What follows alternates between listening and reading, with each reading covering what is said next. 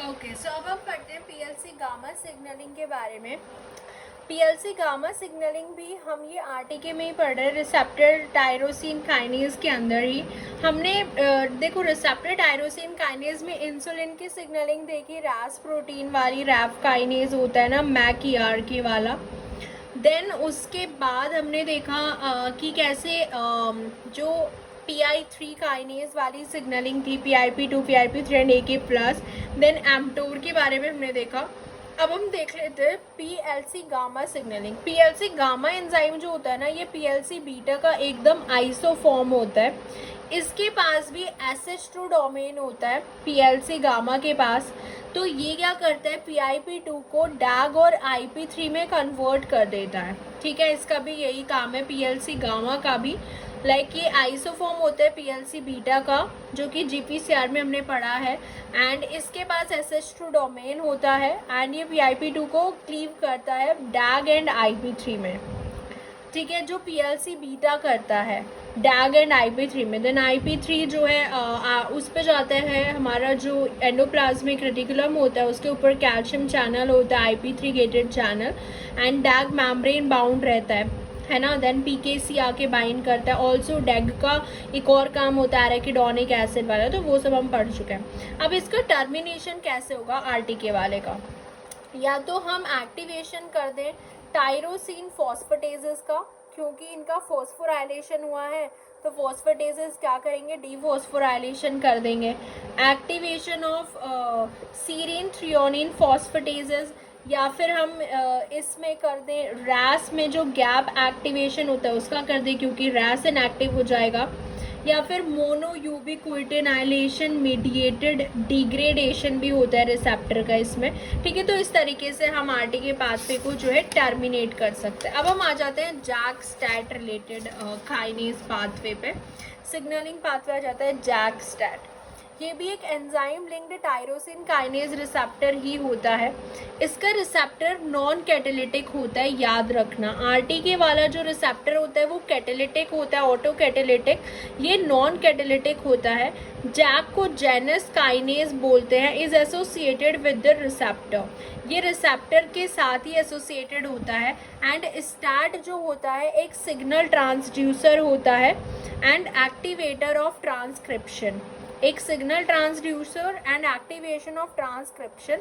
ये एक regulatory protein होता है state which induce gene expression.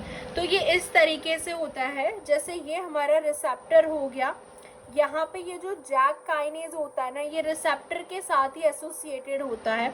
इसका रिसेप्टर नॉन कैटेलिटिक होता है। उसमें हमने देखा था आरटीके में रिसेप्टर के पास ही क्या था, कैटेलिटिक एक्टिविटी होती है, ऑटो कैटेलिटिक एक्टिविटी। लेकिन इसमें रिसेप्टर के साथ ये जैक काइनेज लगा हुआ रहता है और फिर ये स्टैट प्रोटीन होता है। सो लिगेंड जो बाइंड करता है, इसमें भी रिसेप्टर का डाइमराइजेशन होता है।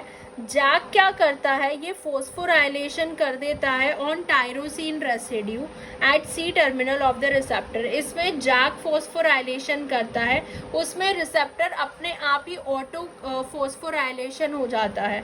इसमें जैक फॉस्फोराइलेशन कर रहा है टायरोसिन रेसिड्यू में। एंड स्टैट के पास SH2 डोमेन होता है, वो रिसेप्टर के साथ इंटरैक्ट करता है SH2 डोमेन। फिर जैक जो होता है ये स्टैट को भी फॉस्फोराइलेट करता है। स्टैट जो होता है या तो ये होमो या हेट्रोडाइमर बनाता है, एक्टिव हो जाता है स्टैट का डाइमर। एंड देन स्टैट जो होता है ये जीन एक्सप्रेशन इंड्यूस करता है। तो इसका प्रोसेस ये होता है जैक स्टैट सिग्नलिंग पाथवे का। ठीक है, इसमें कौन कौन से लिगेंड आ जाते हैं जैक स्टैट पाथवे में, जितने भी हमारे ये इंटरफेरॉन्स होते हैं, अल्फा बीटा है ना, जो एंटीवायरल होते हैं। देन इंटरफेरॉन गामा जो मैक्रोफाजेस को एक्टिवेट करते हैं, एरिथ्रोपोइटिन ये सारे आरबीसी प्रोडक्शन में, थ्रोम्बोपोइटिन प्लेटलेट सिंथेसिस में, ये सारे मॉर्फोजेंस जो होते हैं। देन प्रोलैक्टिन जो हमारा हार्मोन होता है मिल्क प्रोडक्शन जो कराता है। ऑल्सो जो हमारा ग्रोथ हार्मोन होता है, stimulate growth by producing insulin like growth factor, human growth hormone and prolactin. ये क्या करते हैं, इनमें जैक स्टैट पाथवे ही होता है। एंड ये जो होता है ग्रैन्युलोसाइट मैक्रोफाजेस एंड जितने भी मैक्रोफाजेस कॉलोनी स्टिमुलेटिंग फैक्टर जो हिमेटोपोइसिस में हमने देखा था ना, मोस्टली जो इन्वॉल्व होते हैं वो यही होते हैं। एंड एक एक्सेप्शन हमने पढ़ा था पीछे, वो आप बताओ कौन सा था। देन यहाँ पे हमने देखा साइटोकाइनेसिस एंड इंटरल्यूकिन्स जितने भी होते हैं ये भी क्या करते हैं, इम्यून सिस्टम रेगुलेशन में इन्वॉल्व होते हैं। एंड इन सब का पाथवे जैक स्टैट होता है। पाथवे आपको याद रखना कि किसका पाथवे कौन सा है। इन सब का पाथवे क्या होता है, जैक स्टैट पाथवे होता है। जैसे अगर एक बार और हम देखें, ग्रोथ फैक्टर का जो पाथवे होगा, ग्रोथ फैक्टर जितने भी हैं सबका ग्रोथ फैक्टर जो है आरटी के पाथवे भी होता है ना। ग्रोथ फैक्टर का पाथवे जो है आरटी के होता है। जितने भी हमने ग्रोथ फैक्टर देखे, हाँ, वो हिमेटोपोइसिस में जो इन्वॉल्व होते हैं ना सिग्नलिंग मॉलिक्यूल, उनका था। बट मोस्टली ग्रोथ फैक्टर का आरटीके होता है। कीमोकाइंस जो होते हैं उनका जीपीसीआर होता है। साइटोकाइंस याद रखना, साइटोकाइंस का होता है जैक स्टैट पाथवे। इंसुलिन का तो आरटीके होता है। एपिनेफ्रिन का जीपीसीआर, थायरोक्सिन का न्यूक्लियर रिसेप्टर एंड साइटोकाइंस का याद रखना जैक स्टैट पाथवे, कीमोकाइंस का जीपीसीआर। अब हम आ जाते हैं WNT सिग्नलिंग पाथवे पे। WNT जो होता है ना, ये सिक्रेटेड एक सिग्नल मॉलिक्यूल है which is involve in paracrine और ऑटोक्राइन सिग्नलिंग में ये इन्वॉल्व होता है। तो ये एक सिग्नल मॉलिक्यूल होता है। एनिमल डेवलपमेंट में ये बहुत इम्पॉर्टेंट है। ये सबसे पहले ड्रोसोफिला और माइस में डिस्कवर हुआ था। तो ये एक सिग्नल मॉलिक्यूल होता है जो सिग्नलिंग में इन्वॉल्व होता है। एंड एनिमल डेवलपमेंट में तो इसका बहुत ज़्यादा रोल हमने देखा है। ये body axis formation, tissue regeneration जो होता है एडल्ट में, प्रोलिफरेशन, बहुत सारे चीज़ों में इन्वॉल्व होता है। ये तो कुछ भी नहीं है, इसका हर जगह रोल मिलेगा। WNT का सिग्नल मॉलिक्यूल होता है। इसके 3 पाथवे हम देखते हैं WNT सिग्नलिंग पाथवे। सबसे पहला होता है WNT और बीटा कैटेनिन का एक कैनोनिकल पाथवे होता है। ये मेनली जीन एक्सप्रेशन के लिए रिस्पॉन्सिबल होता है। जो बीटा कैटेनिन होता है ना, इंट्रासेल्युलर बीटा कैटेनिन, ये एक को एक्टिवेटर की तरह काम करता है एंड इंड्यूस सीमेक जीन एक्सप्रेशन। हमें पता है सीमेक जीन एक पावरफुल ग्रोथ स्टिमुलेटर होता है। सीमेक जीन बहुत ही पावरफुल तरीके से ग्रोथ को प्रोसेस कराता है। तो एक उसका को एक्टिवेटर होता है बीटा कैटेनिन, यानी कि बीटा कैटेनिन सीमेक जीन का जीन एक्सप्रेशन कराता है। इनडायरेक्टली अगर हम देखें ग्रोथ में इन्वॉल्व है। 2 रिसेप्टर इसमें इन्वॉल्व होते हैं प्रोसेस में। अब हम देखते हैं प्रोसेस काम कैसे करता है। जो 2 रिसेप्टर इसमें इन्वॉल्व होते हैं, एक होता है हमारा फ्रिजल्ड रिसेप्टर जो कि जीपीसीआर का ही टाइप होता है, फ्रिजल्ड रिसेप्टर। एंड एक होता है LRP, that is LDL receptor related protein, LRD which is LDL receptor related protein. ठीक है, तो ये 2 तरीके के रिसेप्टर हम इसमें देखते हैं। ये एक को रिसेप्टर होता है, इसका प्रेजेंस काफ़ी ज़रूरी होता है, बट लिगेंड इससे बाउंड नहीं होता। अभी देखेंगे तो ये 2 रिसेप्टर होते हैं इसमें, फ्रिजल्ड रिसेप्टर और LRP which is LDL receptor related protein. ये हम WNT बीटा कैटेनिन का कैनोनिकल पाथवे देख रहे हैं। अब हमारे पास पहले हम देखेंगे जब हमारे पास WNT नहीं होगा, उसके बाद हम देखेंगे जब हमारे पास WNT होगा। तो इस केस में हमारे पास WNT नहीं है, तो ये हमारा LRP होता है, LDL receptor related protein, and ये हमारा फ्रिजल्ड रिसेप्टर होता है। वो ऐसे मेम्ब्रेन पे मेम्ब्रेन क्रॉस करता है, फ्रिजल्ड रिसेप्टर। ये देखो ये हमारा LR दोनों इनएक्टिव है, फ्रिजल्ड रिसेप्टर क्योंकि हमारे पास WNT नहीं है। इस केस में क्या हो रहा है, WNT is of. GSK3 beta जो फॉस्फोराइलेट करता है काइनेज, APC, एक्सिन एंड CK1, ये पूरा का पूरा कॉम्प्लेक्स प्रेजेंट होता है। डिग्रेडेशन कॉम्प्लेक्स ये एक्टिव होता है। ये जो डिग्रेडेशन कॉम्प्लेक्स एक्टिव है ये फॉस्फोराइलेट कर रहा है किसको, बीटा कैटेनिन को। बीटा कैटेनिन यूबिक्विटिनाइलेटेड हो रहा है एंड डिग्रेड हो रहा है। जब तक WNT नहीं होगा बीटा कैटेनिन डिग्रेड होता रहेगा। बीटा कैटेनिन नहीं रहेगा, बीटा कैटेनिन खत्म होता रहेगा हमारे पास, क्योंकि WNT नहीं है। और इस केस में क्या होगा, ये जो हमारा ग्रूशो होता है विच इज़ अ को रिप्रेसर, ये एक्टिव होता है। ग्रूशो जो होता है ना, ग्रूशो, ये को रिप्रेसर, ये एक्टिव होता है यहाँ पे। एंड यहाँ पे होता है हमारा TCF जो होता है, ये भी इनएक्टिव होता है as it is remain bound to Groucho. ये ग्रूशो से बाउंड है TCF और ये भी इनएक्टिव है। ये न्यूक्लियस के अंदर का हम बता रहे हैं, जिसमें ग्रूशो है जिससे TCF बाइंड है, तो ये भी अभी इनएक्टिव है क्योंकि ग्रूशो एक को रिप्रेसर है जिससे वो बाइंड है।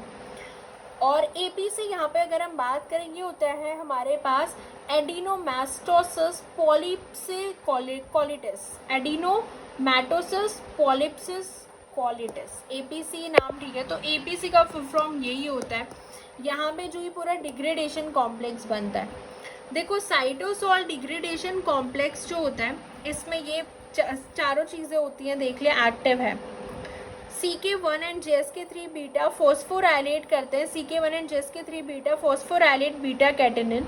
APC एक स्कैफोल्ड की तरह काम करता है, पूरे कॉम्प्लेक्स को होल्ड करता है, हैड मल्टीपल प्रोटीन होते हैं, ठीक है। तो ये APC का काम हो गया।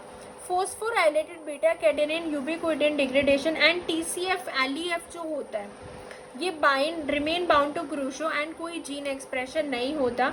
बीटा कैटेनिन का हाफ लाइफ बहुत छोटा होता है, तो इसलिए वो डिग्रेड होता रहता है। तो बस इतना याद रखना है कि इस केस में हमारे पास WNT नहीं है, तो बीटा कैटेनिन डिग्रेड होता रहेगा, ग्रूशो से TCF बाइंड रहेगा, कोई जीन एक्सप्रेशन नहीं है।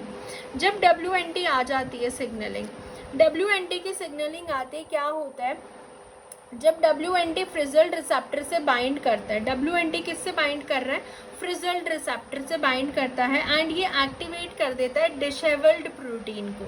डिशेवल्ड प्रोटीन जो होता है ना, DSH, ये इस कॉम्प्लेक्स को ब्रेक कर देता है, इस कॉम्प्लेक्स को ब्रेक कर देगा, और इस कॉम्प्लेक्स का जो GSK3 बीटा होगा और CKI होता है 1, ये यहाँ पे आके बाइंड हो जाता है इस LDL रिसेप्टर रिलेटेड प्रोटीन पे, ठीक है। सो WNT एक्टिवेट कर देता है F2 रिसेप्टर को, एंड LRP एक दूसरे के पास आते हैं। देन फ्रिजल्ट जो है एक्टिवेट डिसेबल्ड प्रोटीन, एंड ये ब्रेक कर देगा इस कॉम्प्लेक्स को।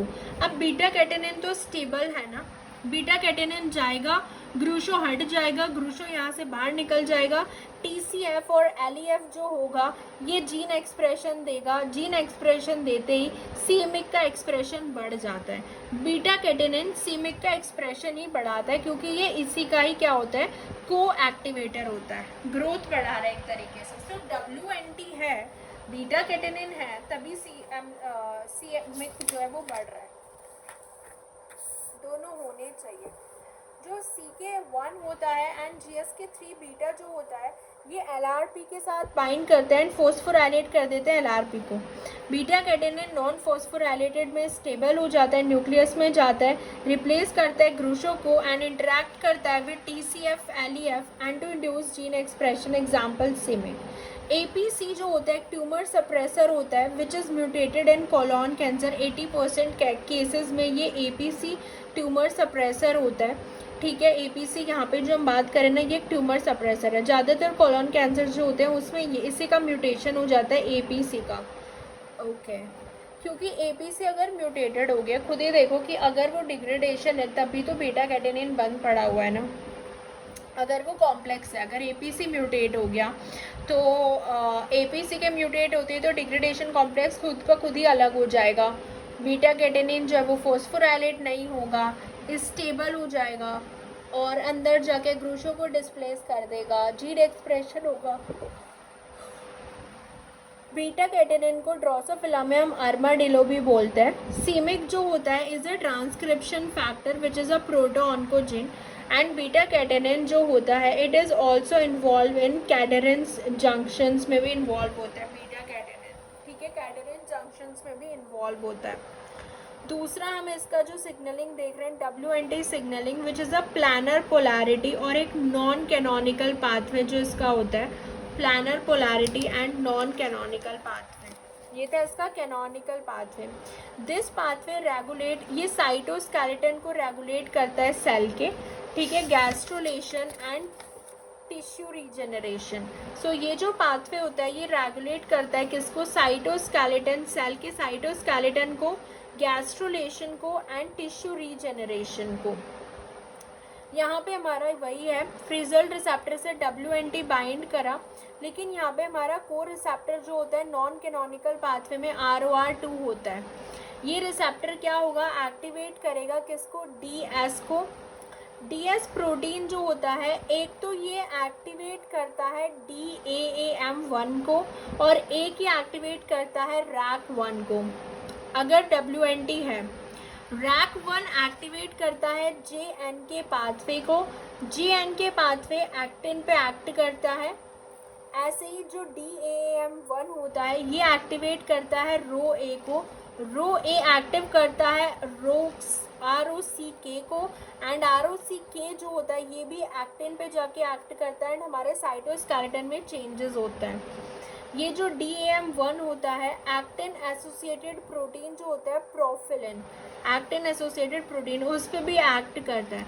सो ROR2 एक receptor is a receptor tyrosine kinase, जो एज अ, ये रिसेप्टर टायरोसिन काइनेज ही होता है which is acting as a co receptor, ठीक है।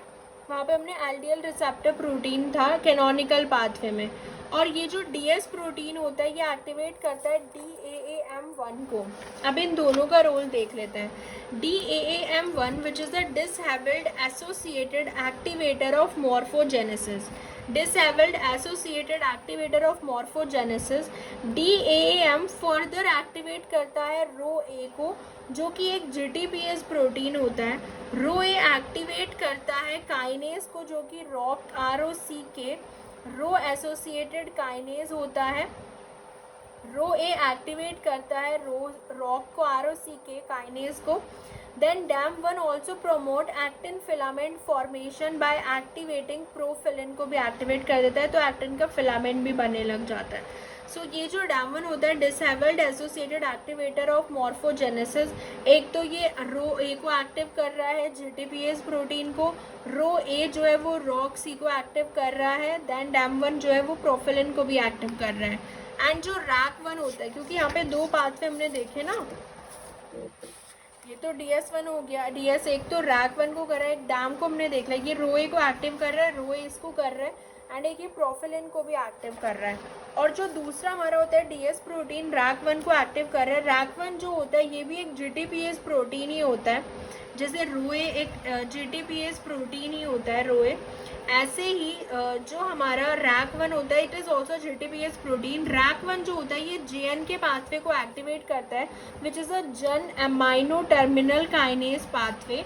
जुन amino terminal kinase pathway JNK also regulate actin formation, JNK pathway को एक्टिव कर रहा है एंड ये एक्टिन फॉर्मेशन को भी रेगुलेट कर रहा है। So this is all about cell signalling. We have studied जितने भी सेल सिग्नलिंग के प्रोसेस थे, G प्रोटीन से लेके एंड JAK-STAT पाथवे तक WNT सिग्नलिंग जो है इट एंड्स हियर।